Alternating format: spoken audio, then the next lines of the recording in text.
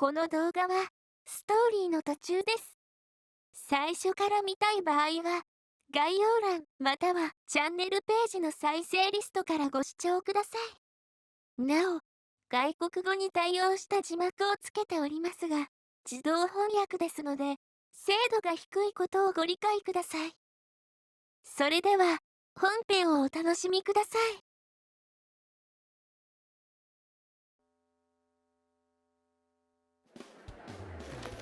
北原、これ資材リスト。本山がチェックしてくれって回してきた。ねえ北原くん、バスケ部の仕入れのことで相談があるんだけど、今日の放課後空いてないかな。おい春樹、今日付の最新のオッズなんだけど。前から言ってるだろう。今回ばかりは誰にも協力できないって。悪いが他を当たってくれ。分かった分かった。目を通しておくだけでいいから。お前がそれで我慢できるならな。時間があったらでいいの。みんな待ってるから。ミス北条大夫を大混戦にしちまったのはお前自身なんだからな。責任取れちゃんと。俺の弱いところばかりつくな。人の頼り方ばっかり上手くなりやがって。そもそも。はい、学園祭前だからって浮かれるのはわかるけど、今日のところ期末の範囲ですからね。後で聞いてなかったなんて言っても知りませんよ。今は授業中だ。学園祭を今週末に控え、教室の雰囲気もあからさまに変わってきた。真面目に、授業を受けているやつなどごく一部。メールやったり、隣同士で打ち合わせしたり、ただ浮かれてたりと、全然授業を聞いてない。いいじゃん別に。俺たちもうこんな風に騒げるの今年だけだぞ。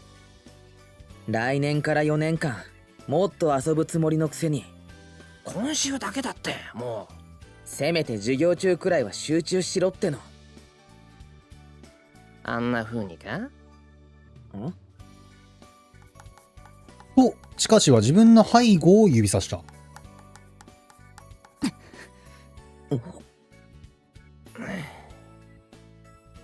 そこにはまさに、俺が言わんとしていた姿で必死になってノートを取る一生徒。マジか。いや、あれは違うと思う。だよな。睡魔じゃなくて、トーマが、授業中に寝てない。いや、それどころか。ノート持ってたんだ、あいつ。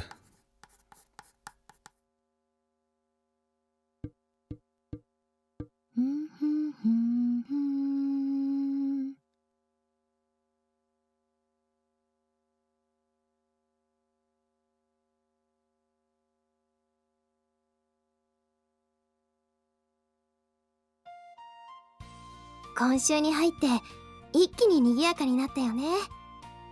どのクラスも遅くまで残ってたし。早めに準備しておかないから今になって慌てるんだ。じゃあ音楽軽音楽同好会がそれを言うな。春樹くんらしい意見だ。コンテストの準備の方は万全？当然。先週までに全部引き継いだはず。あれ？降りちゃったんだ、実行委員。やっぱりこっちが忙しいから？まあそんなところ。それよりも問題視されたのは特定の候補者と癒着それより問題視されたのは特定の候補者との癒着疑惑だったとは、刹那には口が裂けても言えない。あ、こっちも刹那になっとる。イエーイ。先週中にやめておいてよかった。今週に入ってたらさらに大騒ぎになったかもしれない。これから大騒ぎになる可能性も相当に否定できないけど。ねえ、そういえば E 組は何やるの？定番のお化け屋敷。A 組は？うちは大正ロマン女級カフェとかわけわかんない名前ついてたけど。そりゃまた狙いすぎな感もなきにしもあらずな。なんか男子が一生懸命制服縫ってるの。みんな思ったより手先が器用なんだね。ある意味歪んだ欲望のなせる技じゃ。私がお店に出るのは金曜の午前中だからね。ちゃんと遊びに来てよ。わかった。行けたら行く。必ず、絶対、何が何でも。じゃあ午後からは3人で一緒に回ろうね。あ、E組のお化け屋敷も行こうか。いや、それは。午後から店番だった？いや、俺もトーマも金曜はずっと空いてるけど。でも、うんカップル限定なんだよな、うちのお化け屋敷。それまでにちゃんと弾けるようになってたらな。うん、実にうまいつなぎだ。けど、刹那と一緒に回れないという諸刃の剣だ。もう5日しかないんだね。あ開幕は金曜日、そして決戦は土曜日。もはやジタバタしても始まらないかどうかはともかく、あと5日、ジタバタせずにはいられない。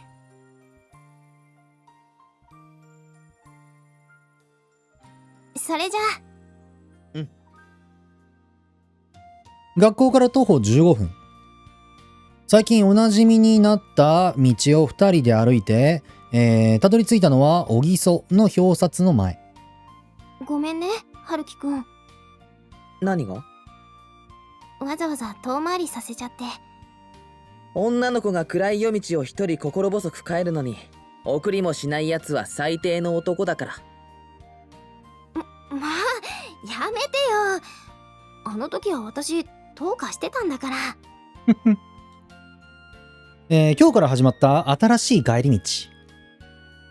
落とし前と少しの心配と空回りかもしれない責任感から言い出した。傍から見れば神をも恐れぬダメ元アタック。提案も了承か。もしやすいように6時過ぎてたら、とりあえず学園祭が終わるまでって制限付きで昼の、学食でさりげなく切り出した。刹那は一瞬顔をほころばせ、その後困ったように遠慮して手を振り断り、うなずいて断り、うつむいて断り、そしてコクンとうなずいた。気にしなくていいって。送りたくて送ってんだから。本当に？うちの3年で嫌がるやついないと思うけど。そんな不特定多数の話なんか聞いてないんだけど。刹那のことが心配なので、これからも毎日家まで送らせてください。これで72点くらい。これでいいかな。合格点だよな。一応。一応なんだ。なんという厳しい採点基準。それじゃあったかくして寝ろよ。今からボーカルが風邪ひいたらシャレにならないし。うん、分かってるよ。毎日帰ったらすぐにうがいしてるし。いちいち庶民的で微笑ましいな、本当に。おやすみ。うん。ちょっと待って。お、うん。トーマさんのところ行くんだよね。今から。と、口元がほころんだ瞬間に、いきなり何かが垂直に突き立てられ、そして、全身の穴という穴から血の気が抜けて、ちょっとなんか勘違いしてない？まあ、なんでそこで青くなるの？ああ、勘違いなの？何が、どのように、どの程度？変な風に受け止めないでよ。それじゃ私、他の女の人に惹かれていく恋人を必死でつなぎ止めようとする痛い子みたいじゃない。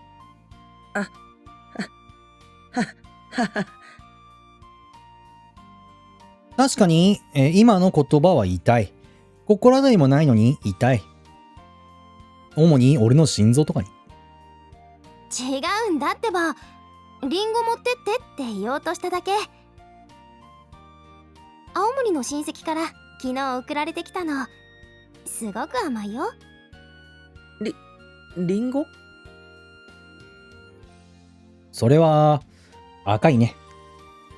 ほら、トーマさん一人暮らしだし、ビタミンとか足りてなさそうだし、というか絶対足りてないし。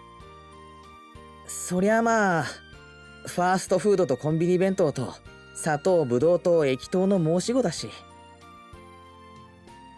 こうやって事実を並べ立ててみると、どうやってあの体型を作っているのか永遠の謎だけど。ちょっとだけ待っててね、はるきくん。すぐ戻るから。ちょっと小木曽。今なんて言った？刹那と。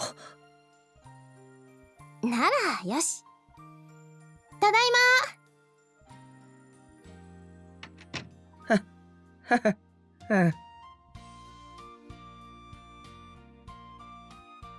うんもはやいろんな意味で恥ずかしくて溶けてしまいそうだった。言わず町です。お降りの方はドアにお気をつけください。現在午後9時15分。片道15分を往復したせいで、いつもより30分ほど遅い言わず町駅ホーム。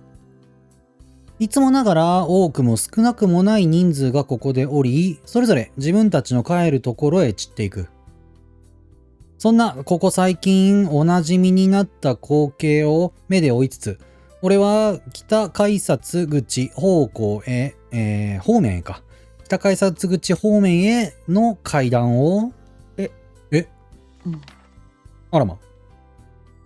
夜はほとんど降りる人ばかりの、住宅街の駅でベンチに腰掛けて電車を待っていないであろう人がいる。トーマ。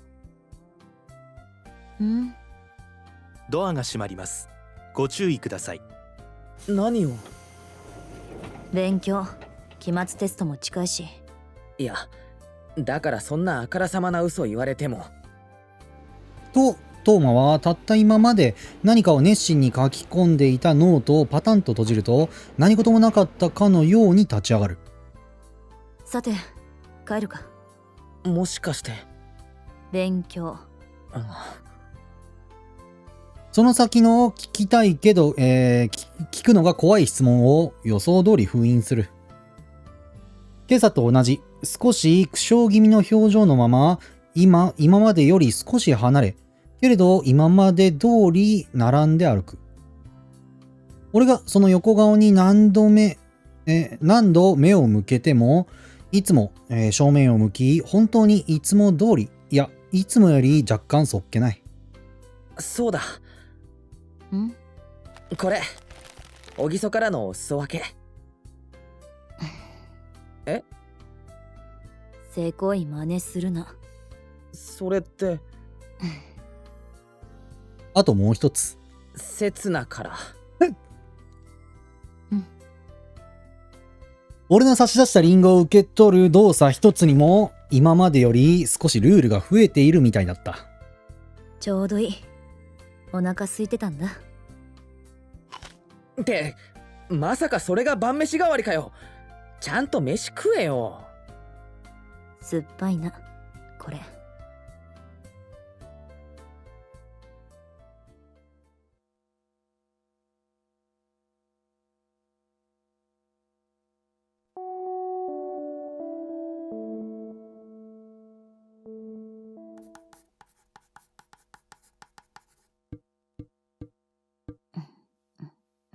いいか、学園祭前だからって浮かれるのはわかるが、今日の結果はきっちり成績に反映するからな。ってこの時期に小テストやるかよ普通。なんというサディスト。だから言っといただろう。せめて授業中くらいは集中しろって。などと偉そうなことをよく言う俺でさえ、今日のこの長文読解は本気で頭を抱えざるを得ない。まあそうはいえども全問回答できそうだけど。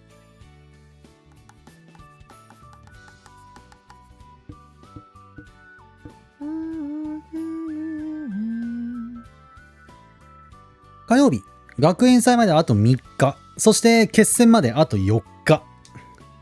教室内も少しずつ資材や装飾が増え、学園全体がそわそわした雰囲気と変わっていく中、うちの指導部長だけは相変わらずだった。突然の小テスト宣言にクラスは一時騒然となり、その後、講義も反抗も無視も許されないと悟ると、仕方なくクラスの中が静寂に包まれた。あと10分。長文問題のコツはだな。まず先に問題に目を通してだな。なんというか、確かに教育熱心なところは見るべきものがあるし、教え方だって悪くない。生徒に好かれる教師がいい教師だとも思わない。ただ、もうちょっと普通に空気を読んでもらえたら、俺ももう少し擁護がしやすくて助かるんだけど。などとよそごとを考えているうちに、最終の第8問に4という数字を書き込み、最後にクラス欄と名前欄をチェック。よし、カンペ。何をやっとるか、トーマ。すぐ近くでの突然の怒鳴り声に危うく鉛筆を取り落としそうになる。いや、本当のことを言うと、その音声だけでなく、彼が口にしたその名前も。今はリーディングの時間だろ。これはなんだこれは。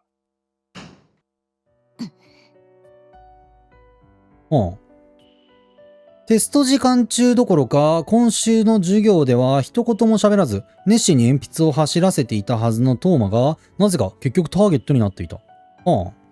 しかもテスト中だぞ。どうしてお前はいつもそうなんだ。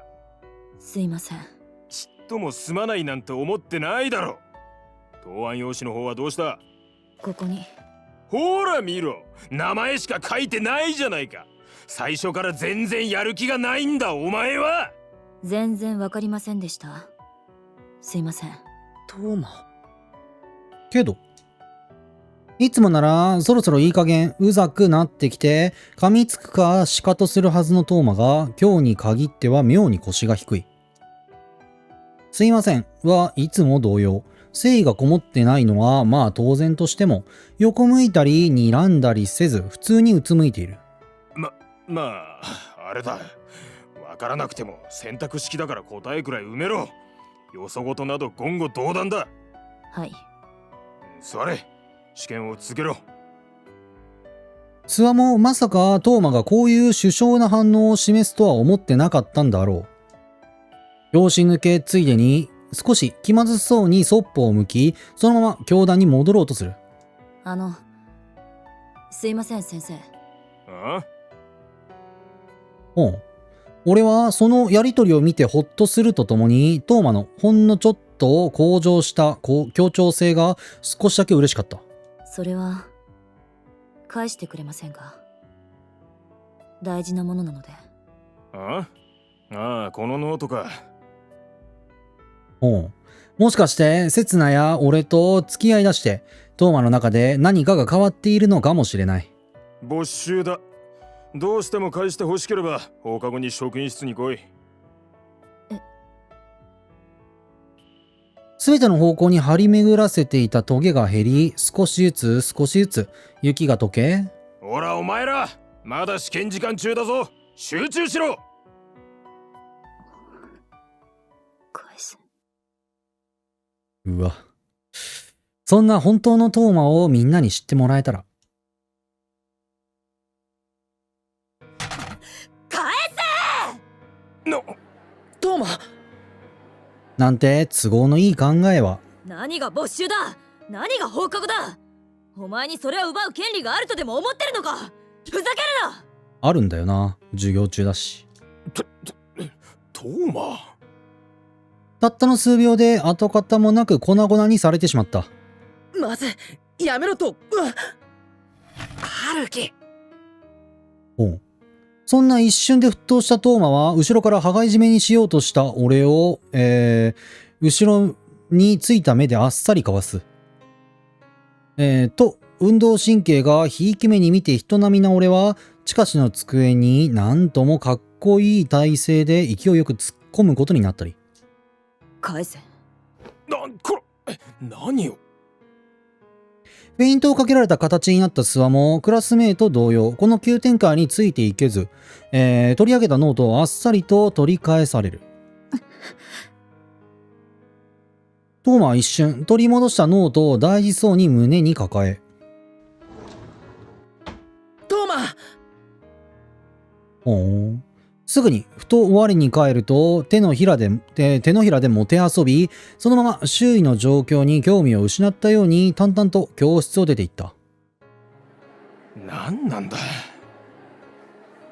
後に残るはとてもテスト時間中とは思えないざわめきと、その中から漏れ聞こえてくる、3とピが3対7くらいのトーマの行動に対する皆の反応と、さっぱりわからん。あいつは一体何を考えてるのか。